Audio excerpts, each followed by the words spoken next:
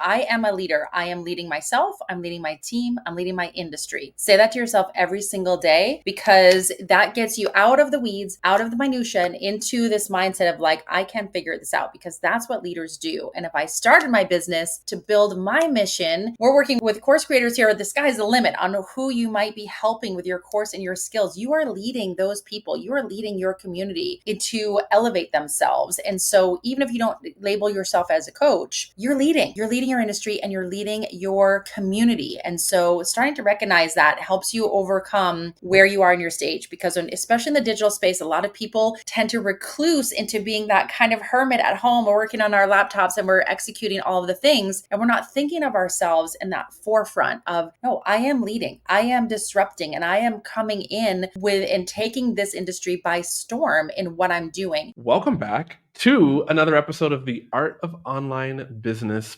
podcast. I got my co-host Jamie here. Thank you for being here, Jamie. Kasey D'Amato is back. She was on the previous episode. We just got finished recording it. You probably listened to it a couple days ago, and if you haven't, you absolutely must listen to it, especially if you're going through tough times in your online course business and you want to learn about resilience to get through those tough times, and something that Kasey shared called vibe. We're not talking about woo-woo vibe. We're talking about getting vision, being intentional and balancing your time and separating your personal time from your business time, building resilience and evolving in a very concrete way that will not only get you through the tough time, but set you to be, quite frankly, more successful than you were before that tough time. Am I doing all right, Kasey? Yes, you're doing great. All right, let's keep going then. So who is Kasey? Wow. All right, I'm going to just share a little bit about her. And by the way, if you can't see us, hop over to the YouTube channel right now. The episode link is in the show notes, and then you'll be able to see Kasey. Thank you for being here, Kasey. Thanks for having me. So Kasey D'Amato is an experienced business advisor, executive life coach with 20 years of experience as a high-achieving professional across multiple industries. She began her career in pharmaceutical sales and later launched an aesthetic division of a dermatology practice as a board-certified dermatology PA.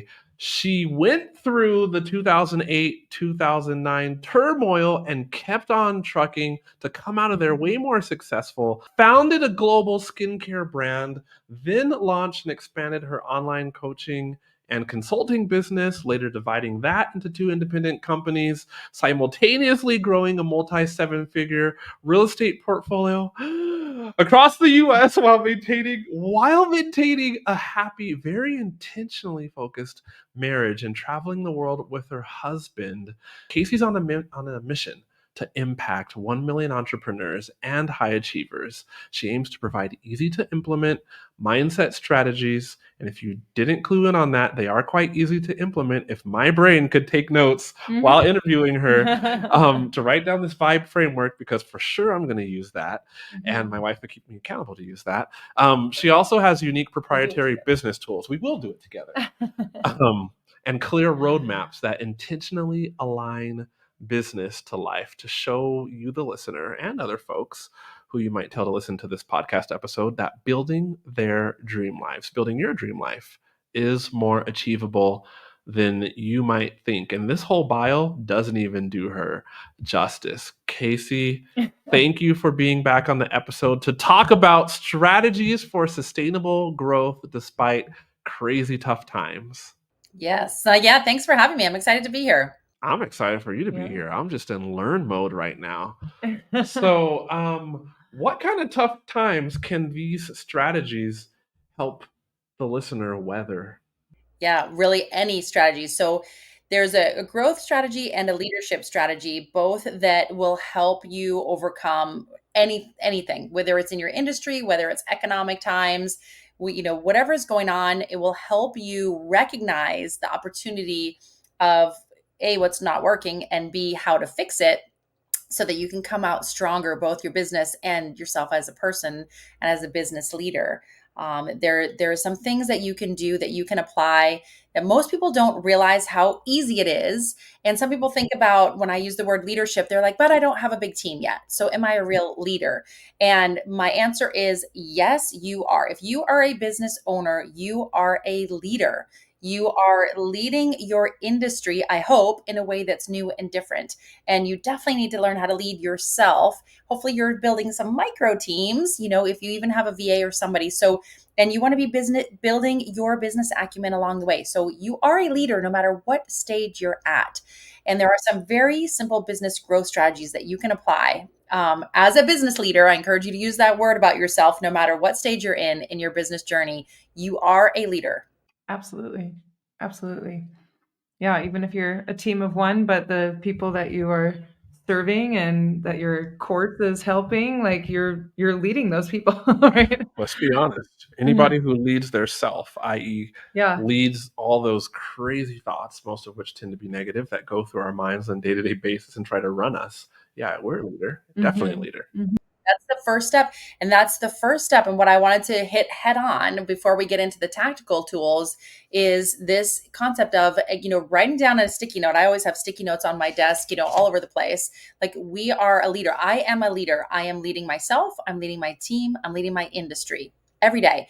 Say that to yourself every single day because that gets you out of the weeds, out of the minutia and into this mindset of like, I can figure this out because that's what leaders do. And if I started my business to build my mission, whatever that mission, whatever your industry might be. So if you've got a course, we're working with course creators here. The sky's the limit on who you might be helping with your course and your skills. You are leading those people. You are leading your community to elevate themselves. And so even if you don't label yourself as a coach, you're leading. You're leading your industry and you're leading your community. And so starting to recognize that helps you overcome where you are in your stage because especially in the digital space, a lot of people tend to recluse into being that kind of hermit at home or working on our laptops and we're executing all of the things and we're not thinking of ourselves in that forefront of no, I am leading, I am disrupting, and I am coming in with and taking this industry by storm in what I'm doing.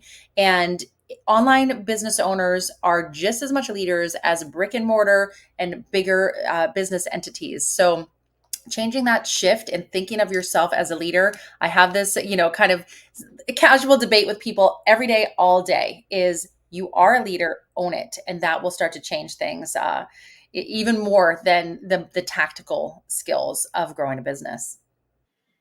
Even more Yeah. than the tactical skills? Yes, the mindset because leaders are resilient. You will find a way. We will figure out who it is to talk to, what it is you need to implement and when you need to implement it because that's what leaders do. Leaders are resourceful, resilient and they take action. And so if you start to think about yourself in that way and you start to study leadership habits more than even the specific digital skills and you start to combine everything together, that's when the magic happens.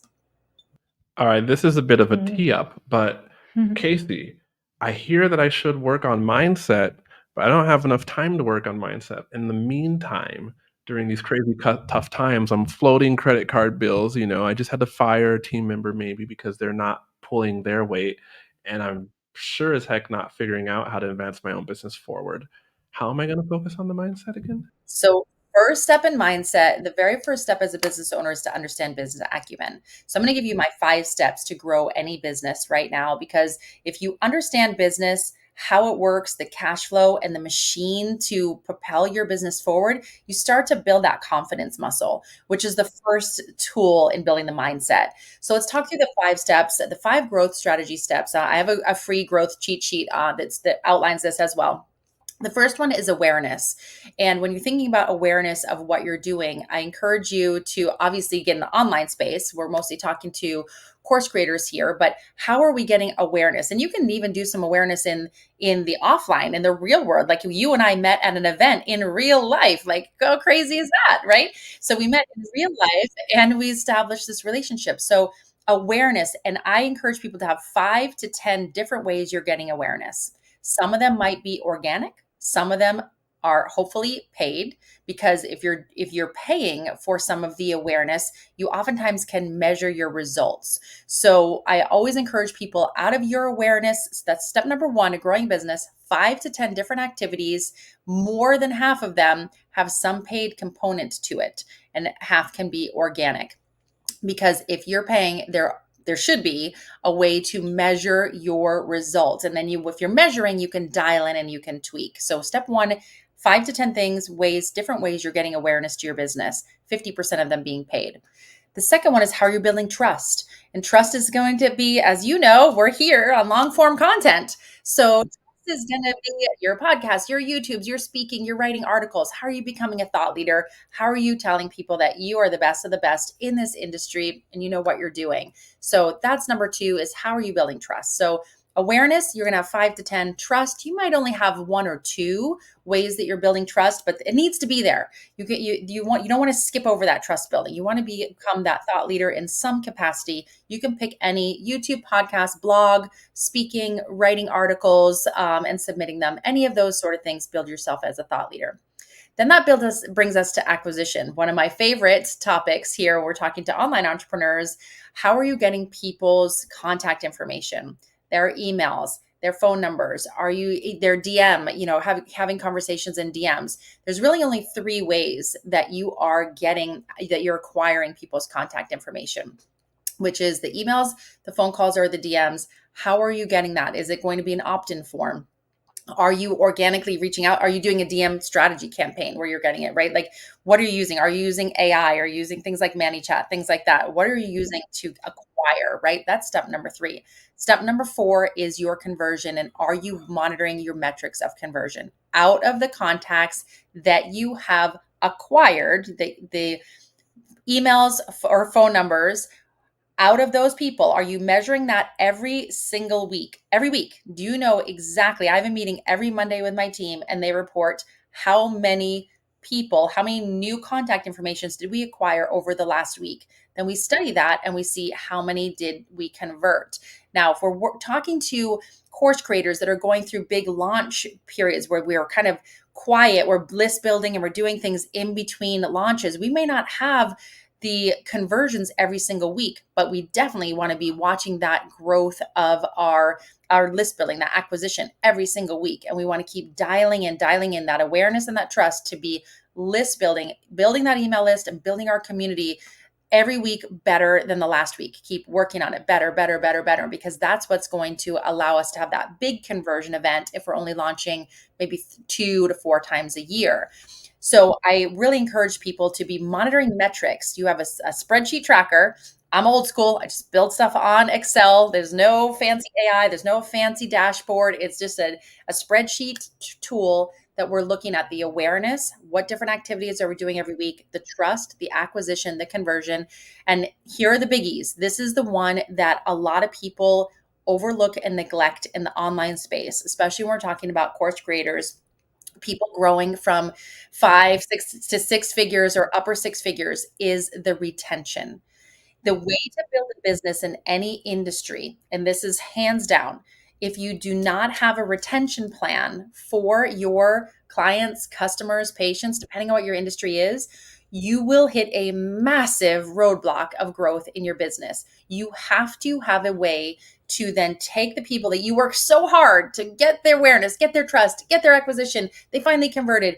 You have to carry them on to another product, another service, something else that can help them along their journey. It could be yours. You could partner with somebody else in an affiliate relationship if you don't want to develop something your own.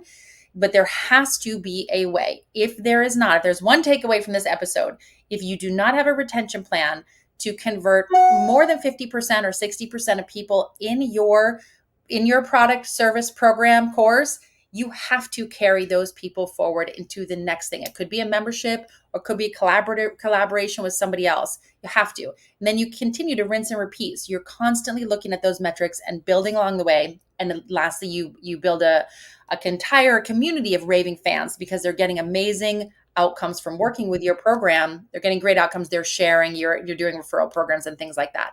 If you're watching data points every single week on those, you can make adjustments no matter what industry you're in, no matter what economy you're in, and you can continue to change your awareness strategies, beta test everything you beta test for 30, 60, or 90 days. Everything is a beta test, whether it's a paid or whether it is organic awareness. And you're looking 30, 60, 90 days. If you're not seeing enough traction, scrap it, replace it with something else. Because as we talked about in the last episode, every 90 days, 20% of your calendar is going to change and you're going to re-optimize. You ever heard of that phrase, drinking from a fire hose? Right? I mean, I think I just heard the secrets to like any business success, and they all were like in less than 5 minutes. Yes. Yes. One thing, I was looking and I didn't see the link to that spreadsheet. What is that link? Oh, definitely. We'll send it. That is our my business growth cheat sheet. So I will make sure to get you that link so that your listeners can download that business growth cheat sheet. It has those steps and the recommendations of how I recommend to track those steps in growth. If you're looking at those metrics every week, you will be insulated because you'll continue to fix and dial in and tweak what you're not seeing results in. I love it. And then you were basically saying 5 key business growth steps: awareness, building trust, acquisition, focusing on how we're getting people's contact info, email, phone numbers, DMs, conversion, like monitoring the conversion metrics. And I missed number 5. Retention. Ah, perfect. I wrote it down. I didn't You did miss it. I just didn't give it a number 5. So let me like The most important one of them all.